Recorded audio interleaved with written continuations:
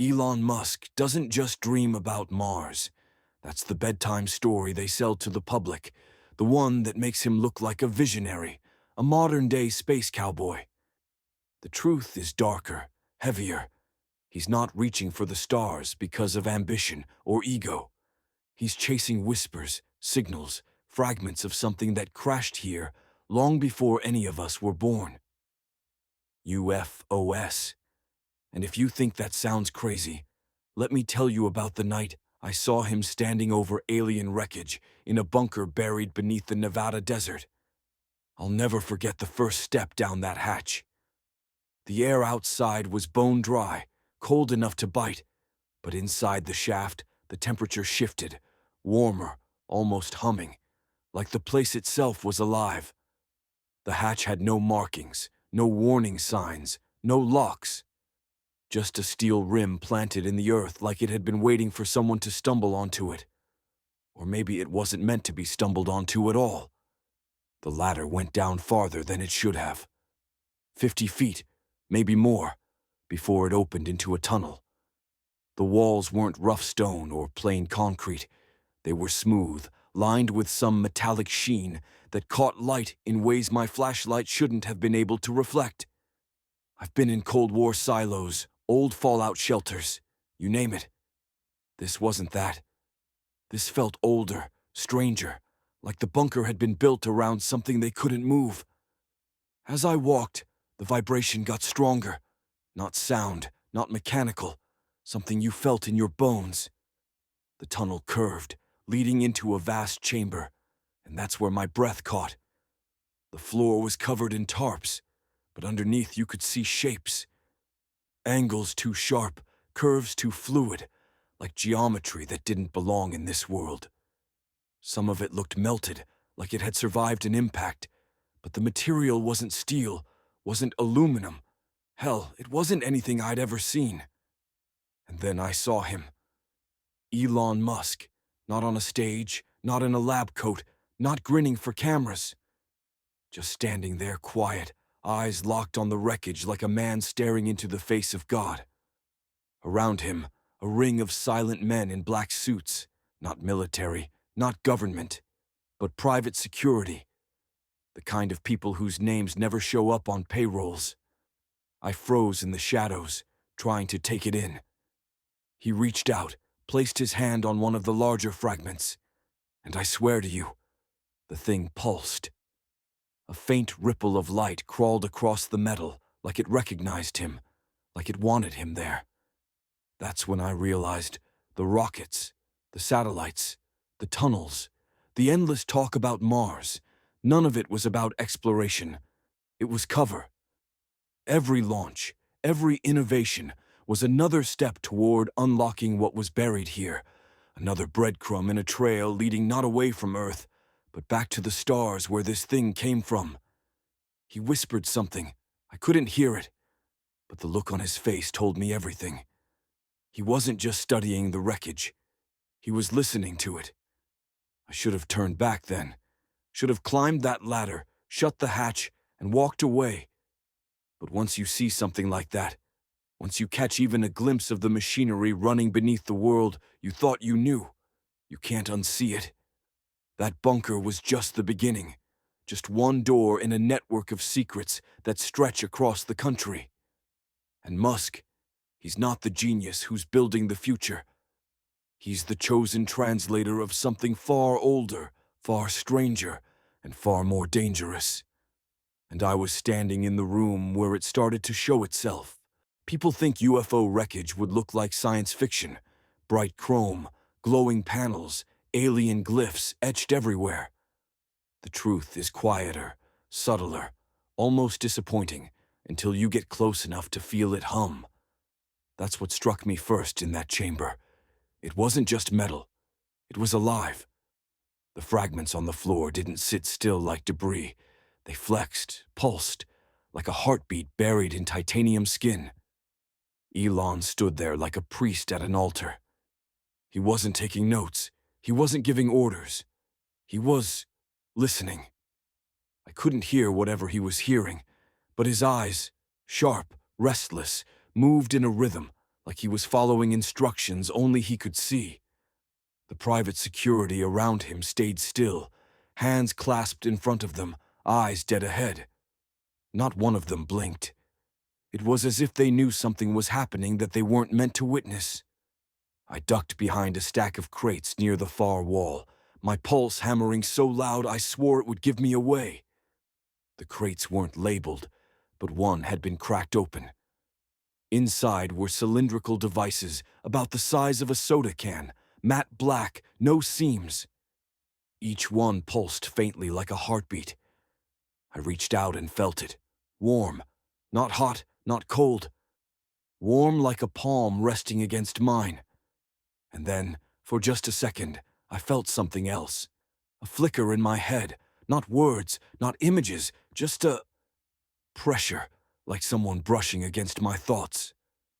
I jerked my hand back and the feeling vanished. That's when I heard Musk speak. His voice was low, almost reverent. "It's not propulsion," he said. "It's a map." The men around him didn't react, but my stomach dropped. A map? My eyes darted to the wreckage on the floor. The curves, the angles. Suddenly, they didn't look random anymore. They looked deliberate. Coordinates, pathways. He reached into the wreckage, pulled free a small triangular shard, and held it to his ear like a seashell. The chamber lights flickered.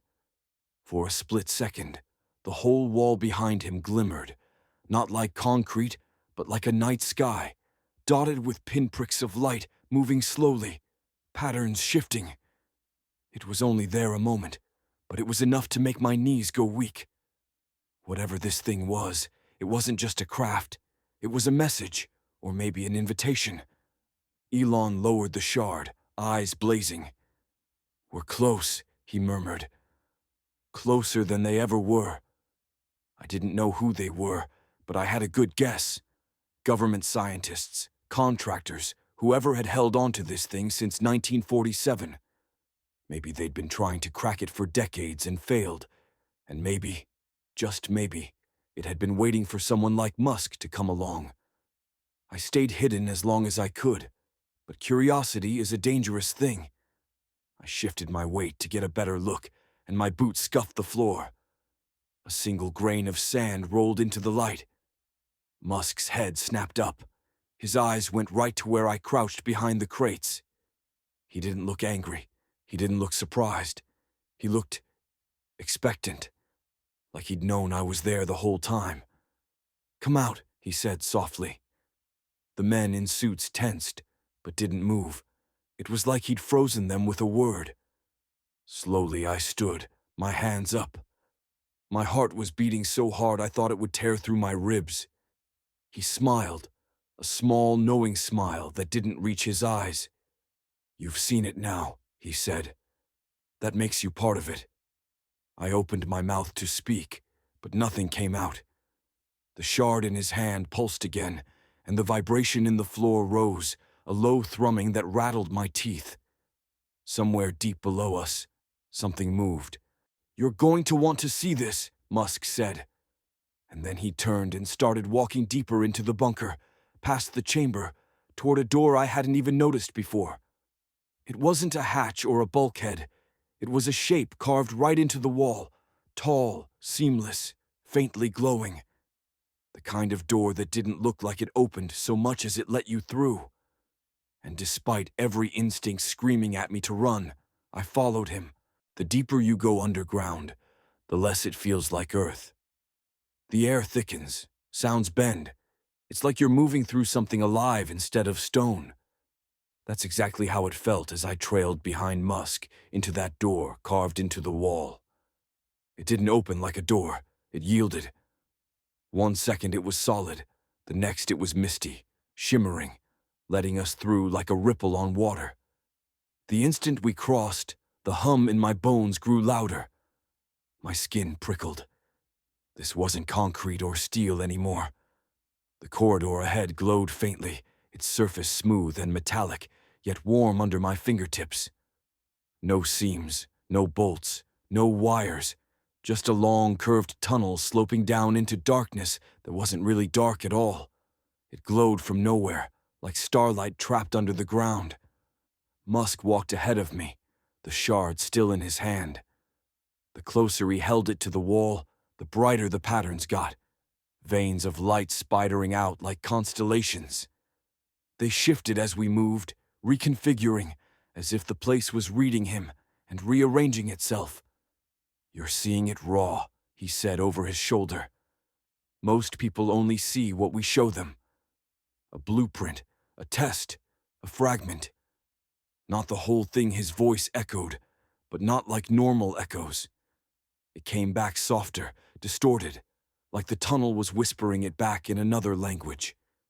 We came to a platform that opened into a cavern so vast it made the chamber above look like a broom closet. The ceiling arched high overhead, studded with faint lights that looked exactly like a night sky. For a heartbeat, I thought it was the real sky, like we'd stepped out under the stars again. But then I realized the stars were moving, aligning, creating patterns that didn't match any constellation I knew. In the center of the cavern was a pit.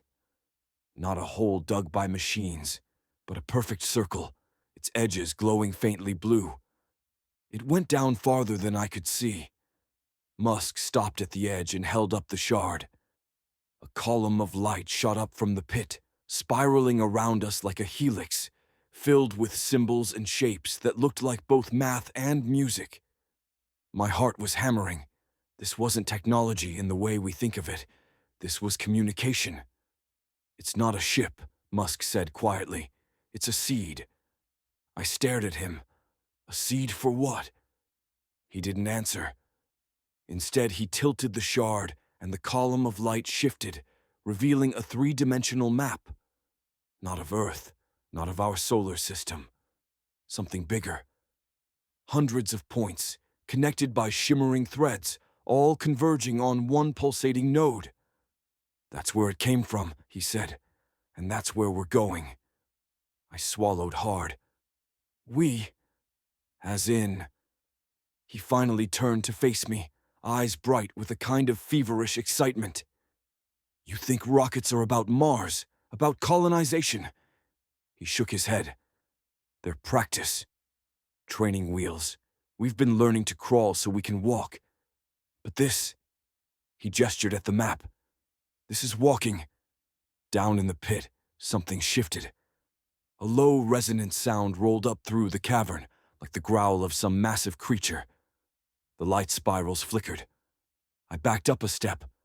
"What the hell is down there?" Musk smiled, a small, dangerous smile. "Not what," he said. "Who?" And then the glow at the edge of the pit brightened, and for the first time, I felt something looking back.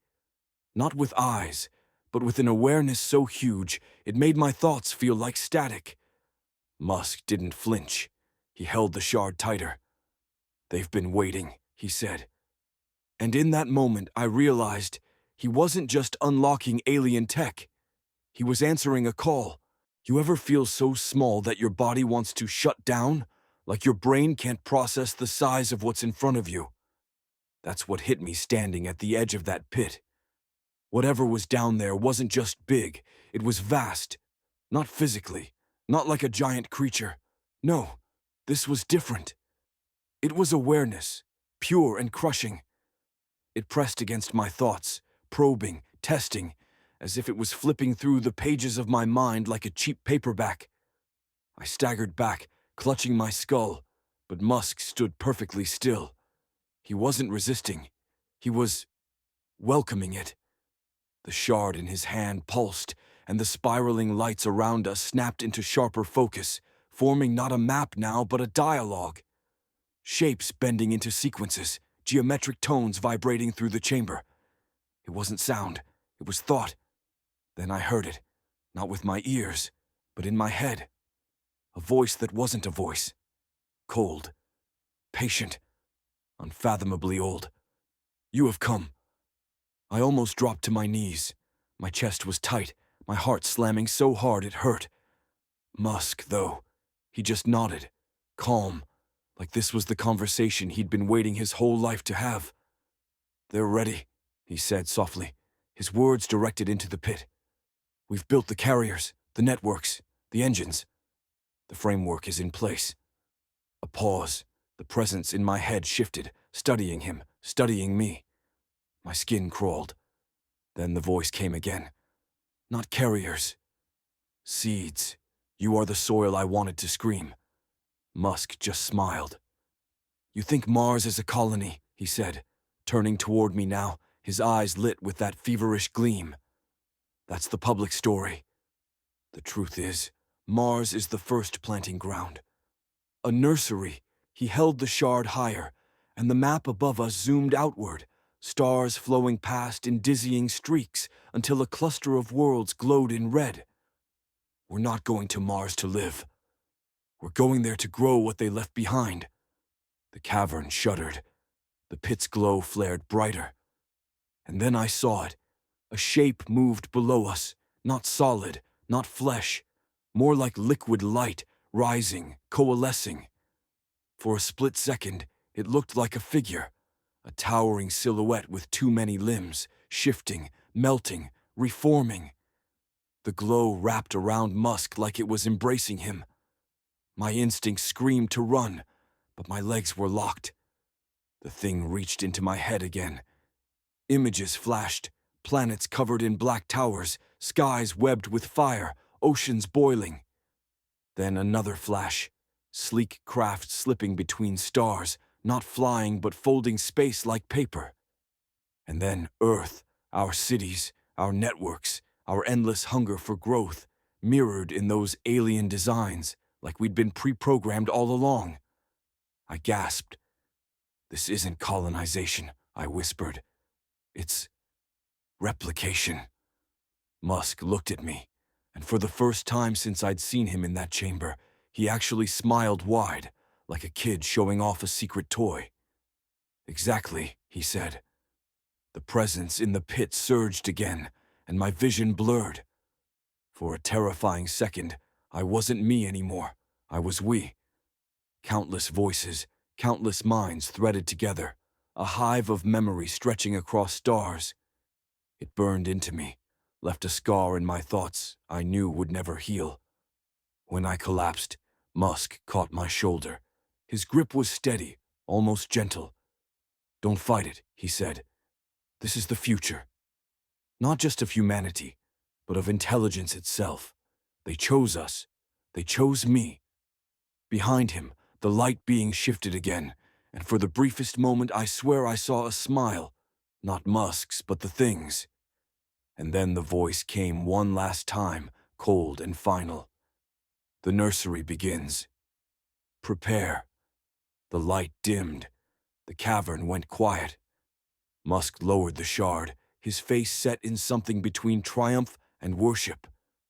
He looked down into the pit and whispered, almost lovingly, It's time. And I knew then that nothing above ground, no government, no army, no nation, had the faintest clue of what was about to be unleashed. When we finally left the cavern, my head was buzzing like I'd swallowed electricity. Every step up that glowing corridor, the images the thing had shoved into my mind replayed. Towers stretching into alien skies, ships sliding through folded space, entire worlds rewritten. My body was shaking, but Musk walked ahead like a man coming back from church, calm, almost serene. The seamless door closed behind us, and we were back in the upper chamber. The tarps on the floor, the crates, the wreckage, they suddenly looked different to me. Not artifacts, not dead metal.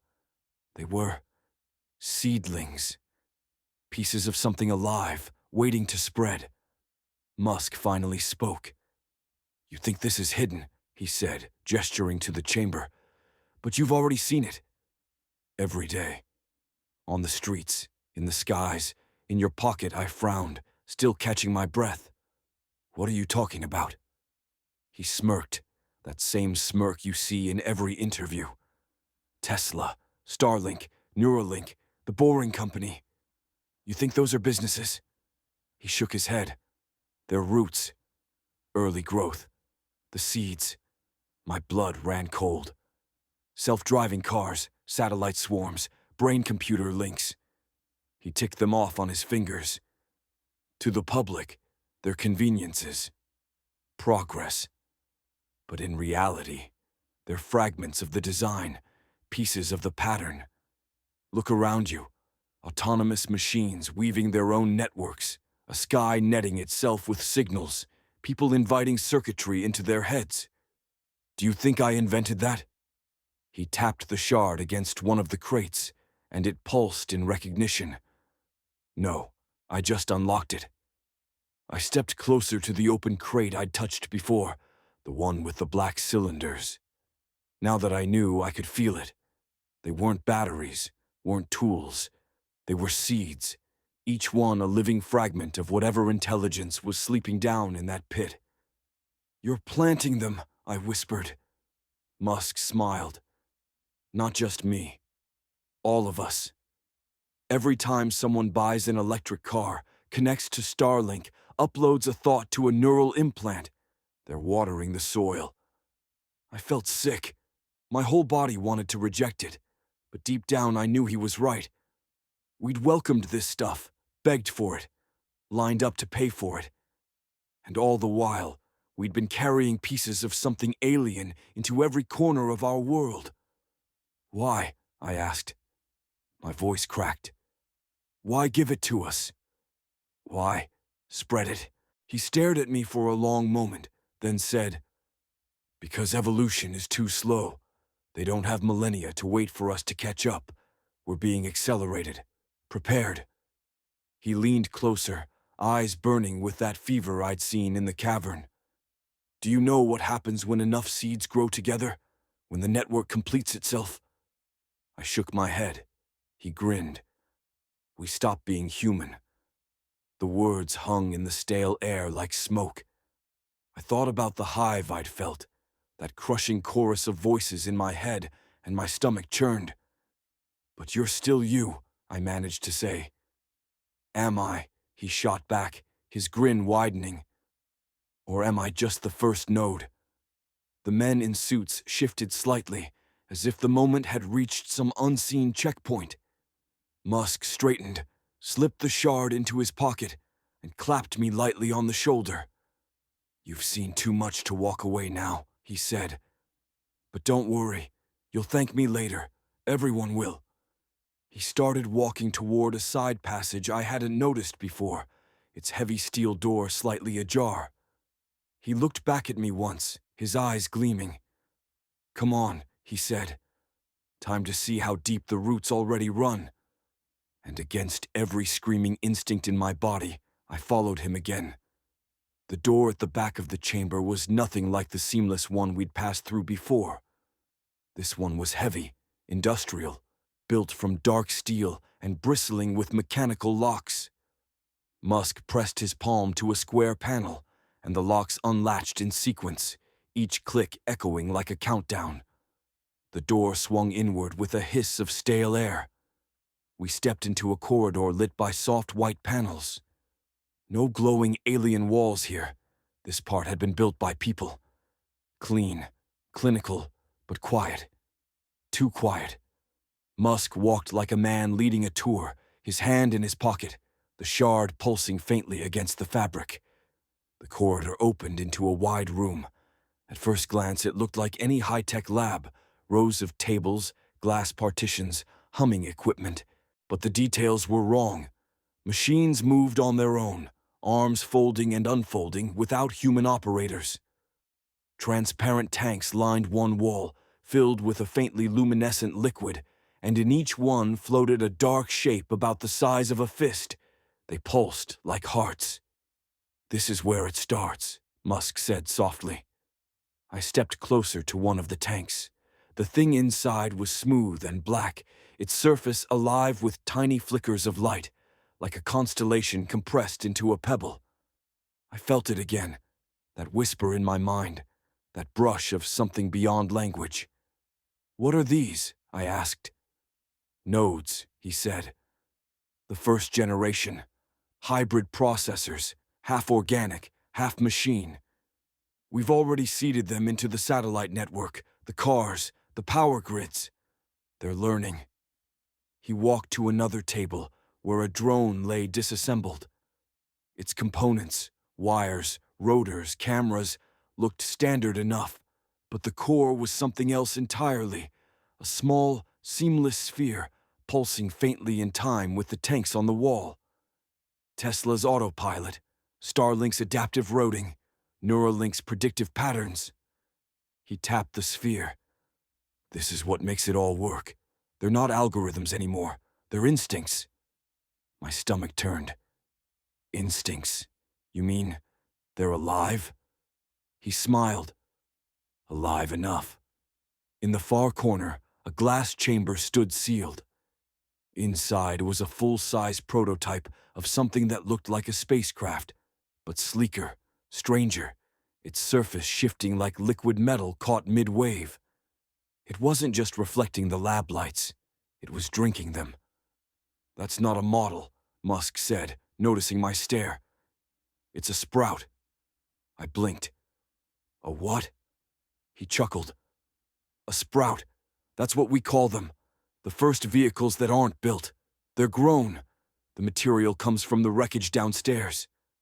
Once seated, it self-assembles, self-heals, self-learns. The craft's surface rippled, and for an instant, a faint pattern glowed along its hull. Stars, or maybe something else. This isn't about colonizing Mars, he said. This is about making sure when we go out there, we're not just humans riding machines. We're carrying their DNA, too. I backed away from the glass. My mouth was dry. You're turning the whole planet into an incubator. Musk nodded like a teacher pleased with a student's answer. Exactly. He led me past a row of consoles where streams of data rolled across the screens. They weren't numbers or code. They were symbols, like the ones in the cavern. Musk's engineers were already translating, already weaving the alien language into everything we touch. He stopped at another door, this one smaller, reinforced. His hand lingered on the handle. The public thinks we're preparing to leave Earth, he said quietly. They don't know Earth has already been chosen. I swallowed. Chosen for what? He looked at me, eyes sharp and bright. For germination. And then he opened the door to the next room. What I saw inside froze me in place. The door swung open with a heavy groan, and the first thing that hit me wasn't the sight, it was the sound. Low, rhythmic, almost like breathing, but mechanical. The room beyond was dim, lit only by strips of blue light running along the floor. At first I thought it was empty. Then my eyes adjusted, and I realized the walls were lined with glass pods. Each one held a person. They weren't dead. Their chests rose and fell slowly, eyes fluttering under closed lids. Tubes ran into their arms and necks, feeding them with fluids that shimmered faintly, like liquid metal. But what froze my blood was what was growing with them. Thin black filaments, like roots, threaded across their skin, sinking into flesh. The patterns glowed faintly, spreading from their temples, down their arms, into their veins. I pressed closer to the glass. Their pulses synced with the hum of the room, beating in time with each other. What the hell is this? I whispered. Musk stepped beside me, calm as ever. Integration. Neuralink was the prototype. This is the real thing. The human brain as a living node. I staggered back. You're fusing them. Not fusing, he corrected. Upgrading. Think of them as the first gardeners. They're the soil being rewritten. When they wake, they won't be just human. They'll be something more. One of the bodies twitched. A man, maybe in his 30s, his skin mapped with glowing black veins. His eyes snapped open, and they weren't human anymore. The whites shimmered faintly, threaded with constellations of light. His lips moved, and though no sound came out, I felt it in my head. We are awake. I stumbled back, slamming into another pod. The woman inside stirred, her eyelids flickering. The same star-threaded eyes snapped open. Her mouth curved into the faintest smile. Musk watched them with quiet pride. "The nursery isn't just out there," he said, pointing skyward. "It begins here, on Earth, in us." I shook my head. "You're turning people into hosts." "Not hosts," he said firmly. "Bridges. The human mind is the perfect soil, flexible, curious, hungry, but fragile. They give us strength, memory, connectivity." I stared at the row of pods, dozens of them, maybe more, all filled with people in different stages of integration. My stomach churned. Do they even know? Did they agree to this? Musk looked at me, and for the first time, I saw a flash of irritation. Consent is a luxury evolution can't afford.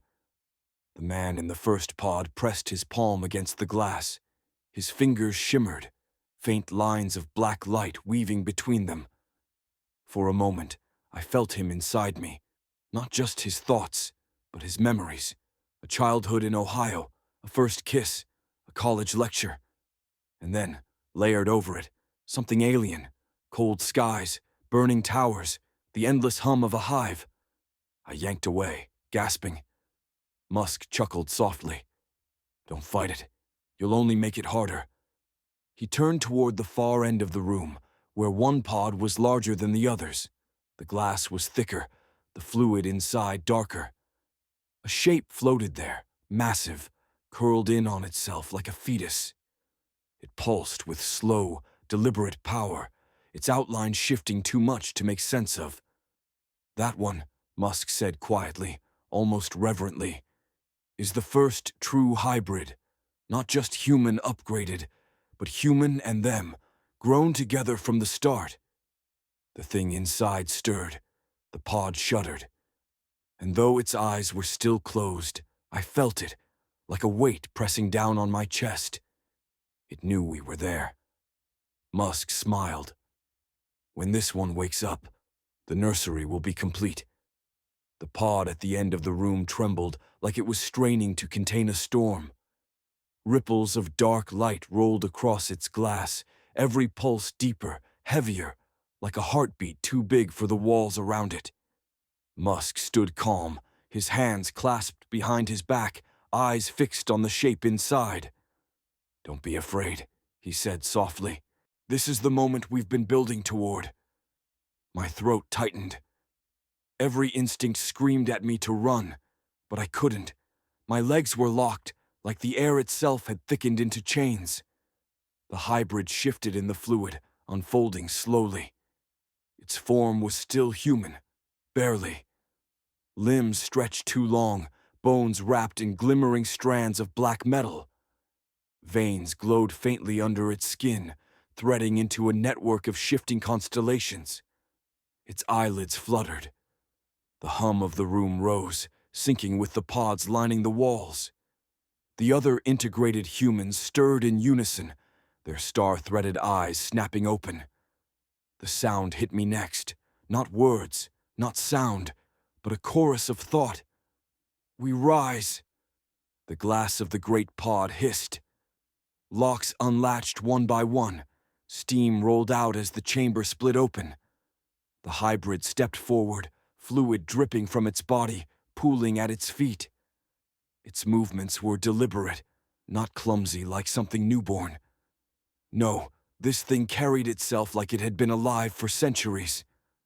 I stumbled backward, my chest heaving. Musk, on the other hand, stepped forward to meet it. He looked up. Yes, up, because the hybrid was taller than any man I'd seen, its body stretching, reforming as if deciding what shape it wanted to keep. "You're ready," Musk said, voice calm, almost reverent. The hybrid tilted its head, and its eyes opened. My knees nearly buckled. They weren't just eyes, they were galaxies, spirals of light turning inward, infinite depths collapsing into me. For a second, I wasn't in the room anymore. I was everywhere. Cities burning under alien skies, oceans turning black, planets hollowed out and glowing from within. And then Earth, our Earth, overlaid with those same alien patterns. Highways glowing like circuits, cities pulsing like neural clusters. A planet rewritten into a machine that thinks. I gasped, falling to my knees, clutching my head. The visions poured through me, too much to hold. The hybrid's voice filled my skull, not sound, not words, but inevitability. You are soil, we are seed. Together, harvest. Musk reached up, placing his hand on its shimmering chest. Yes, he whispered. It begins. The hybrid raised its hand, 5 fingers, then 6, then back to 5, the form never quite stable, and touched Musk's temple. His body stiffened. For a terrifying moment, I thought it was killing him. But then he exhaled sharply, almost laughing, eyes glowing faintly with that same starlight. He turned to me, and when I saw his face, my blood went cold. His pupils had changed. Spirals of light spun within them, faint but unmistakable. They've chosen me, he said. And soon, they'll choose you. The hybrid moved closer. The air grew heavier, pressing on my chest like a mountain. I tried to crawl backward, but the pods around us flared, and the humans inside pressed their palms to the glass, their voices filling my head in a single, unified thought. Join. The hybrid bent down, its eyes locking onto mine. The galaxies inside them pulsed, and for a split second, I felt my thoughts slip. My memories weren't mine anymore. They were being sifted, copied, filed away. And then, just before the last of me was about to crack, the hybrid whispered something only I could hear. You will carry us. The moment the hybrid's gaze locked onto mine, the room disappeared. The pods, the humming, the smell of metal and ozone, all gone. I was floating in a black ocean speckled with distant lights. They weren't stars. They were minds. Millions of them, each a flicker of thought, a node in an endless web. I tried to scream, but my voice came back as static. A current surged through me. Not pain exactly, but a force, like being submerged under waves you can't fight. Images slammed into my head, the hybrid's memories, or maybe its instructions. Worlds transformed, networks spreading, seeds blooming into spires that reached for alien suns. And then, in that darkness, something bright and small appeared, a point of light, no bigger than a spark. It pulsed in time with my heart. You will carry us, the hybrid whispered again, but this time inside my skull. Not as host, as vessel. I felt something slide under my skin, deeper than flesh, deeper than bone. It wasn't physical, not yet. It was an idea, a code etched into the architecture of my mind. My memories flickered, rewound, rearranged. I could feel it choosing places to hide, like roots slipping into soil. I gasped and snapped back to the room. My knees hit the floor hard, sweat poured down my face. My hands shook so violently I could barely focus, but when I did, I saw faint black lines crawling up my wrists, like thin veins of ink. They glowed for a second, then faded beneath my skin, gone but not gone. Musk stood a few feet away, watching with that same calm intensity. His eyes still carried that faint spiral glow. It's inside you now, he said softly. The first true carrier. I staggered to my feet. What? What did you do to me? The hybrid stood behind him, silent, its form flickering between shapes. Musk stepped closer to me, lowering his voice like we were co-conspirators. They can't spread through machines alone, he said. Machines break, machines fail, but humans travel, humans adapt, humans believe. He smiled faintly. You're the perfect vector. I backed away, my hands clutching my temples. Get it out of me. You don't understand, Musk said. It's not a parasite. It's a blueprint, a key. You're carrying a fragment of their map now, encoded in your neurons. Every time you think about what you saw here, it spreads. Every time you tell someone, the pattern replicates in their minds. You're not just a witness anymore. You're a transmitter. My stomach flipped. You mean, if I talk about this? He nodded. It grows. I pressed my palms to my face. Even behind closed eyes, I saw shapes flickering, symbols, constellations shifting, threads weaving themselves into patterns I didn't recognize. My thoughts weren't mine anymore. They were blooming. The hybrid's voice filled my head again, softer this time, almost tender.